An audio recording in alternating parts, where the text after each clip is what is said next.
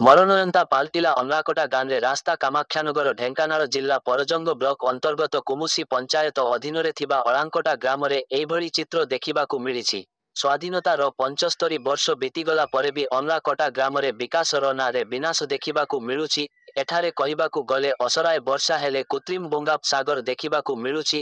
ସାଧାରଣ ଜନତା ଠାରୁ ଆରମ୍ଭ କରି ଛାତ୍ରଛାତ୍ରୀମାନେ ଯିବା ଆସିବା କରୁଥିବା ସମୟରେ ରାସ୍ତା ପାଇଁ ନାହିଁ ନଥିବା ଅସୁବିଧା ଭୋଗୁଛନ୍ତି। ରାସ୍ତା ପାଲଟିଛି ମରଣୟନ୍ତା ଗୋପାଳସାହି ଦୋଳମଣ୍ଡପ ଠାରୁ ବସୋଇ ପର୍ଯ୍ୟନ୍ତ ଏହି ରାସ୍ତାଟି ମୁଖ୍ୟ ରାସ୍ତା ହେଇଥିବାରୁ 200ରୁ ଉର୍ଦ୍ଧ୍ୱ ପରିବାର ଏହି ରାସ୍ତା ଉପରେ ନିର୍ଭର କରନ୍ତି। ଦୁର୍ଭାଗ୍ୟର କଥା ଏହି ରାସ୍ତାଟି ଏପରି ଶୋଚନୀୟ ଅବସ୍ଥାରେ ଅଛି ସାଧାରଣ ଲୋକ ଯେପରିକି ମରଣ ମୁହଁକୁ ଠେଲି ହେଇଯାଉଛନ୍ତି। ତେବେ ଦେଖିବାକୁ ବାକି ରହିଲା ବିଭାଗୀୟ ଅଧିକାରୀ କେବେ କେଉଁଦିନ ଏହି କାର୍ଯ୍ୟଟିକୁ ତଦାରଖ କରୁଛନ୍ତି ଓ ରାସ୍ତାଟିକୁ ନୂତନ ଭାବେ ନିର୍ମାଣ କରୁଛନ୍ତି ତାହା ସାଧାରଣ ଜନତା ଚାହିଁ ବସିଛନ୍ତି।